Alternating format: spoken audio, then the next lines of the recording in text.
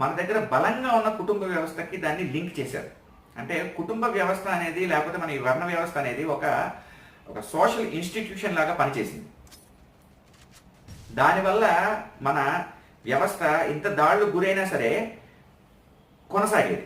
అంటే ఎక్కడికక్కడ రెసిస్టెన్స్ అనమాట. ఇప్పుడు ఫర్ ఎగ్జాంపుల్ మనం ఇప్పుడు కాశీ తీసుకున్నాం అనుకోండి. కాశీలో ఔరంగజేబు అక్కడ కాశీ విశ్వనాథుడి ఆలయాన్ని కూలగొట్టించేసి అక్కడ మసీదు కట్టించాడు. ఇప్పుడు మనం అక్కడికి వెళ్ళిన వాళ్ళకి తెలుస్తుంది, పక్క పక్కనే ఉంటాయి మసీదు.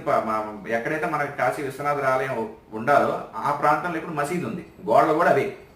కానీ ఆ టైంలో ఏంటి, అక్కడ వంశపారంపర్యంగా వస్తున్న అర్చకులు ఆ శివలింగాన్ని ఎప్పుడైతే దాడి జరుగుతుందో తెలిసిందో ఆ శివలింగాన్ని దాచి ఎన్నో సంవత్సరాలు ఆయన దాన్ని దాచి దానికి అర్చన చేసి సీక్రెట్గా, ఆయన ఒకవేళ తెలిస్తే ప్రాణాలు పోతాయని తెలిసినా కూడా దాని అర్చన కొనసాగించి దాని తర్వాత మళ్ళీ అహల్యాబాయి గారు వచ్చిన తర్వాత కొంచెం పరిస్థితులు మళ్ళీ సద్దుమణిగిన తర్వాత దాన్ని మళ్ళీ పునఃప్రతిష్ఠ చేశారు. ఇప్పుడు అది మనం చూస్తున్నాం.